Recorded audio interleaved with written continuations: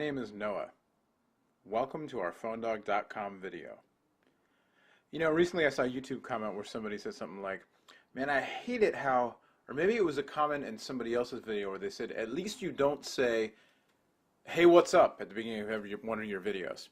Because, you know, that's what I usually do. I say, hey, what's up? I'm Noah from PhoneDog.com. So I'm trying different things on, see if I can find one I like better. Not because somebody told me to, but it just brought to my attention, and I've been thinking, you know, maybe it's time for something new. So I don't know. Did you like that one? Hello, my name is Noah.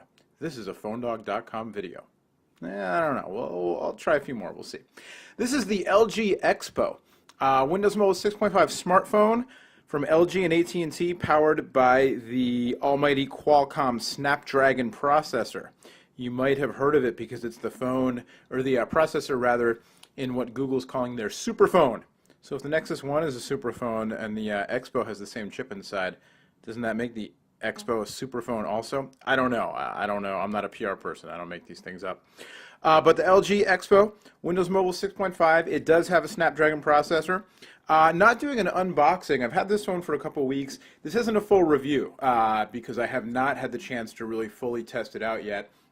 Between the holidays and going to CES and everything, just, you know, I've played with it some, but not a full review. But it's not really an unboxing either, because when I got the phone, the box was already open and the phone was already out because the folks, thanks to AT&T for loaning us this one, and the folks at AT&T activated the phone for me, and actually when I took it out, the phone was on already, so couldn't quite be a real unboxing. So it's kind of like a first, you know, hands-on impressions of the device. It's a side slider, as you can see. Windows Mobile 6.5 Snapdragon processor, like I said, 3G, Wi-Fi, 5 megapixel camera on the back with a flash.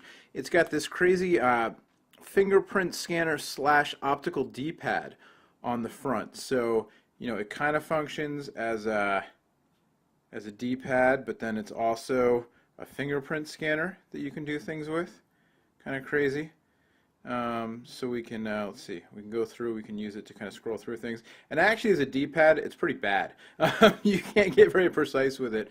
I found the best thing to do is to use very short, quick swiping motions. So I can kind of swipe with it, but I have to keep my swipes in the area, you know, actually my thumb within the area of the D-pad. If I go too far, it doesn't really register. If I go, you know, kind of slowly and try to get precise, it sometimes doesn't register.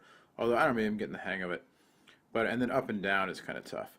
But anyway, you get the idea. But then it's Windows 6.5. There is a stylus somewhere. Oh, it's not on the phone. It came with a stylus in the bag. In the box. But if we go, it's also got the GPS, Bluetooth, all that stuff. And then in addition to Windows Mobile 6.5, it's got the LG S-Class interface. So instead of going with the Windows 6.5 interface, you can go LG S-Class.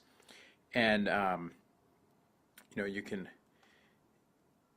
navigate through the menu that way. You can kind of swipe through your menus and deal with things this way.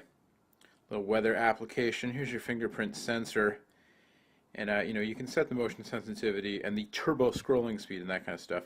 But not really great as a full-on touchpad. But that's okay, or a full-on D-pad rather, but that's okay because the touchscreen works pretty well. It's resistive, not capacitive, but not too bad. And then you've also got this nice slide-out QWERTY keyboard, which is actually a pretty good keyboard. It's rather wide, and it's kind of taken me a little while to get used to. But it works pretty well. If I go down to text here, and I compose a new message, and I say that the quick brown fox jumped over the lazy sheepdog.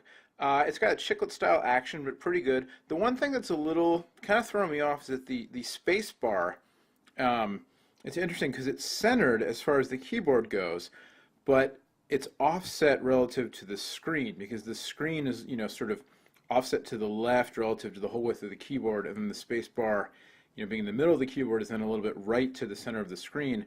And so actually where the center of the screen, you know, more or less lines up with this line in between the keys where the space bar starts.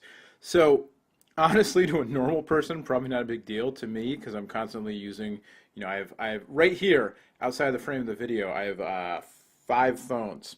Yeah, and that's not even the whole of the office I'm working out of. So, when you use so many phones, you notice these kind of weird little quirks. But, probably not that big of a deal. Function keys, nice little on-screen indicator of your function and your caps lock, which is kind of nice. It does also have an on-screen keyboard, which is relatively terrible. You can use it in a pinch for sure, and you can use it with your fingers even.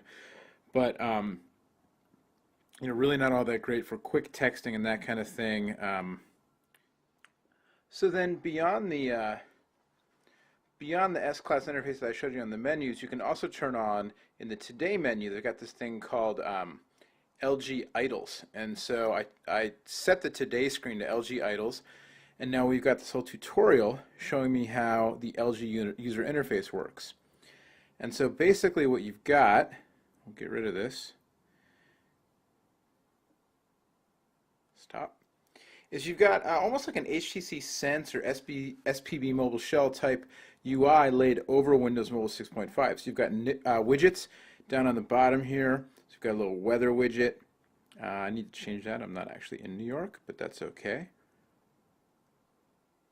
Last updated 12 days ago. I was going to say. You can also go to the LG menu, which is where we just were.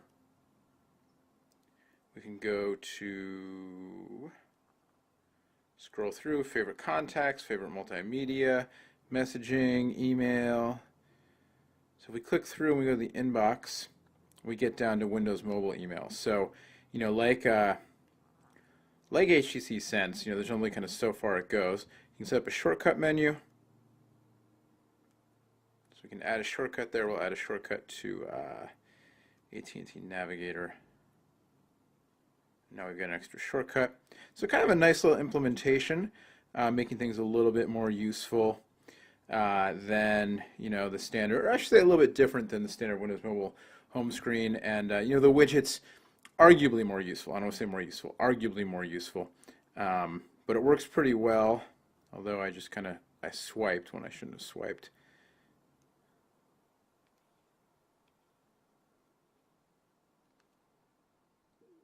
Then you've also got your LG Contact Manager, which is, kind of graphically a little more friendly, perhaps, than the built-in Windows Mobile Contact Manager. Nice, big, easy-to-read fonts.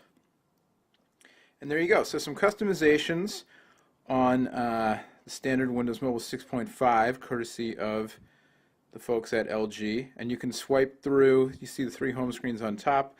So you've got a favorite contacts home screen, and if we swipe again, we'll go back to that main screen. We'll swipe to the other side, and our favorite multimedia screen as well, which you can see from down here. You can also get to those on your bottom menu. I figure out how to set that that weather widget to where I am. There's your calendar widget, schedules they call it. Instant messaging widget. And so there you go. Kind of a quick tour around the LG eXpo. Now, of course, you're kind of saying, where's the projector? Where's the projector? Because the big news about this phone is that it's the projector phone. There's the phone itself, $199 on contract from AT&T. There's an optional $179 accessory. It's a projector. So there's an optional accessory that snaps on. It's a projector, a $179 Pico projector that snaps onto the back in place of the back plate. And you can use it to project whatever's on the phone. You can watch, PowerPoint presentations or Windows Mobile movie files or photos or what have you. We weren't able to get the projector yet from AT&T or LG to test out, so hopefully we'll be able to before we have to send the eXpo loaner unit back. But in the meantime, so far so good. The Snapdragon processor is fast, perhaps not quite as fast and smooth as the Android phones that I've tried that have a Snapdragon processor, and I think that's just due to the build of Windows Mobile versus Android. But that being said, compared to other Windows Mobile phones, it seems pretty responsive. And size and feel wise, it's a nice size and shape. Here's the T-Mobile Touch Pro 2 next to it. The Touch Pro 2, obviously a larger phone, larger display, but it's, that similar side slider look and feel that's pretty common right now. Open the phone up sideways and you get kind of the big icon menu, which is nice.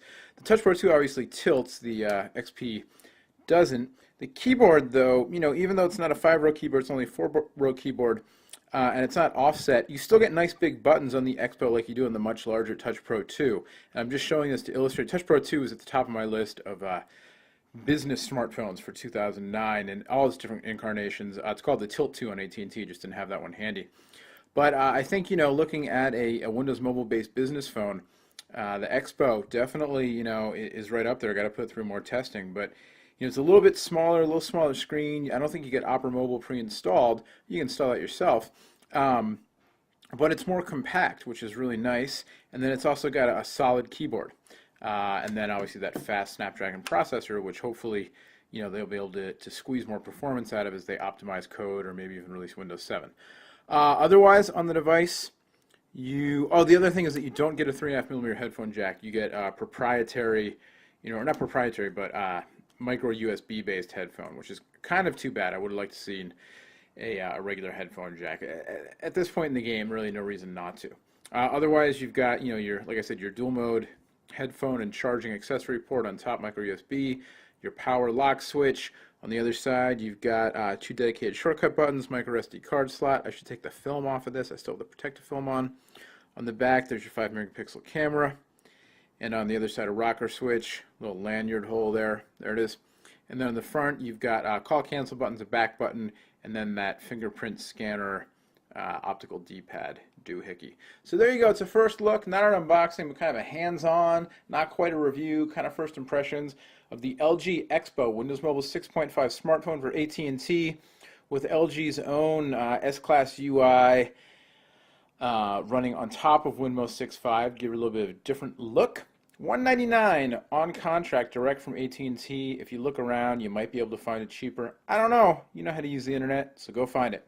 We'll have much, much more on the eXpo, including that projector attachment if we can get one. All the other new phones from AT&T, LG, and all the Windows Mobile phones, everything else over on PhoneDoc.com. Until next time, I'm Noah. Thanks for watching. We'll see you later. Bye-bye.